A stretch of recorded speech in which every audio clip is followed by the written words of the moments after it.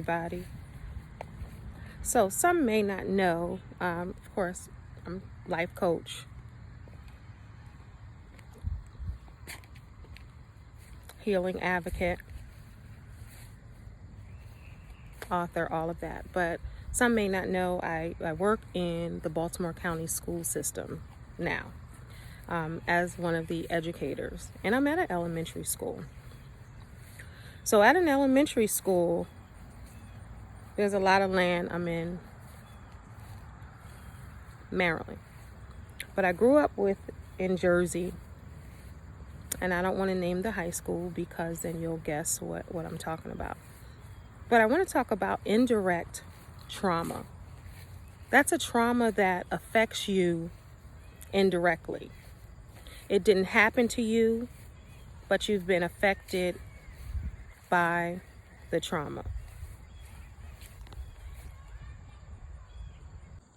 So I just want to show you this large area, and I tried to go live on YouTube and the audio is gone, but that's okay. I'll do it again because it's important. Okay, you see this big field, right? And you see the school, and then you come all the way down and it's this field. So as you go all the way down there, it's far from the school. Now they have tennis courts on the other side of the building, which aren't too far from the school. But I just want you to take a look at all this land. So when I was in high school, either 11th or 12th grade, I was affected by an indirect trauma. Now I'm 50 years old and I still remember this day like it was yesterday. And I was about 17 years old. And I had to realize it's an indirect trauma for me because I think about it often. Do I think about it every day? No. But when I see a school and I see a lot of land, I think about this quite often. And I'm on a journey to heal myself and to heal others. I even want to open a center, Be Healed. B-E-E, the insect heal. Bees symbolize brightness, community, and personal power. So it's Be Healed. And I want it to be a place of healing, growth, and freedom. So I'm on a mission and journey to heal myself and to heal others. And one of the ways you heal is really identifying childhood traumas or indirect traumas or things that have affected you that you may not even know that you need to be healed from. So every time I come past a school, and this is the same school that I'm working at, that I used to skate in the tennis courts. And ironically, we're talking about tennis courts right now. But this is the school that I used to skate on the tennis courts before my surgery. So I'm always, as I come to a school and have to walk all the way down, and let me show you, all the way down to a field, I think about the indirect trauma. So when I was in high school, we had tennis courts and it was time for tennis. And the teacher, whose husband also worked there as a teacher, was gathering up the rest of the supplies, the tennis rackets and the balls, and another teacher escorted the students. We were all in high school, and I wasn't in her class at this time.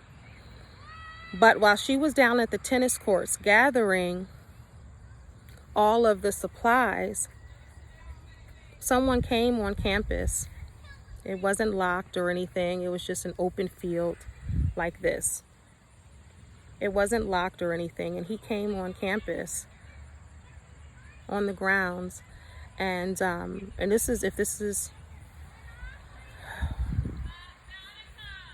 this may be a trigger for some people. So if you've been sexually assaulted, I'll give you a moment to log off. But he came on the tennis courts and he raped her, this teacher who was out there trying to do what teachers do, above and beyond, doing things for her children, meaning her students. and trying to just do what she was supposed to do. She was left on the tennis court alone. Her husband worked there as well, so no one came to us directly and said what happened to Mrs. I'm not going to say her name. It just went around the school quickly on what happened, and we were in high school, so we knew what was going on. We knew the terms and the things that they were using. And then she was out for the rest of the school year and part of the next, I believe. And they discovered who did it. My brother actually worked with the guy. He didn't know him. They just worked together because his face was plastered all over the news. And they did get him, and he did serve jail time.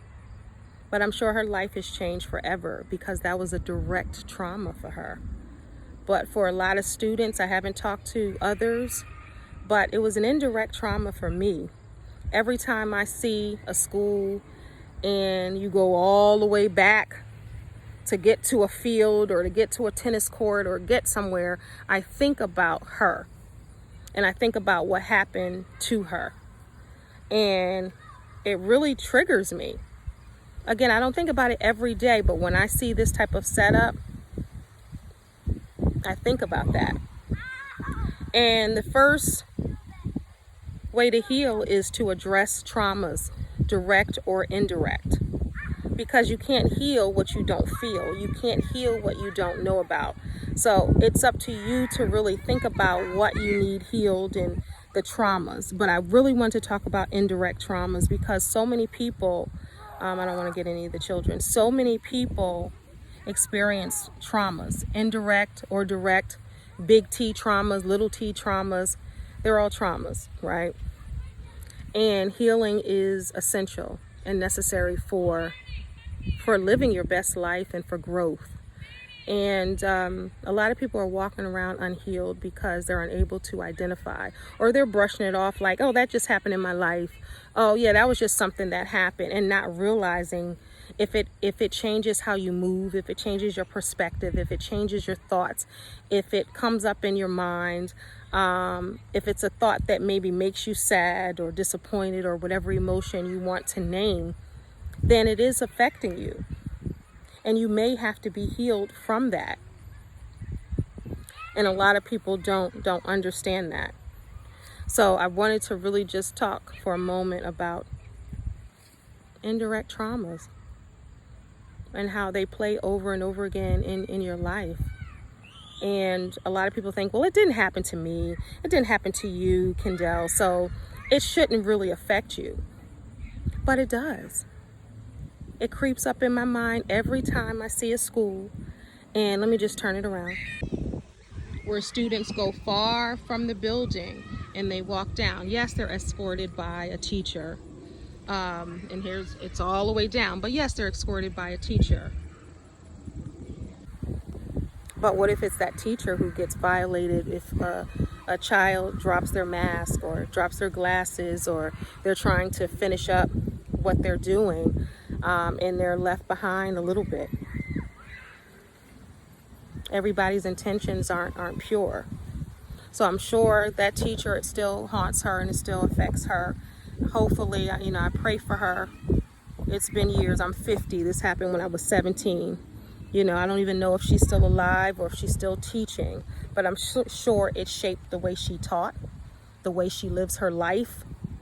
I'm sure it shapes how she views people, maybe men of color. She was a white woman and he was Latinx. You never know, but I'm sure her life is shaped and changed forever. And mine is too, with the indirect trauma. So I want you all to just think about indirect traumas that you've experienced or direct traumas you experienced. And I want to help heal you. I want you to heal yourself. I want you to identify, the traumas. And I want you to be able to be happy and live your best life and go forth unscathed. But we know in reality, you can't go unscathed, but you can go healed. And the first thing is to feel so you can heal. So it may hurt sometimes to feel and to go back into certain things, but if you want to be set free, that's why my center, and I claim that I'm going to have this Be Healed Center. I claim that. And that's why it's to heal, to grow, and to be free and have freedom from your past traumas. So I just wanted to share that with you all. Have a good day. Make sure you follow and subscribe, but most importantly, make sure you send this to someone who may need to be healed. And if you need to watch it again, please watch it and just think back over your life, because I want you to have a good life. Until next time, God bless. Peace.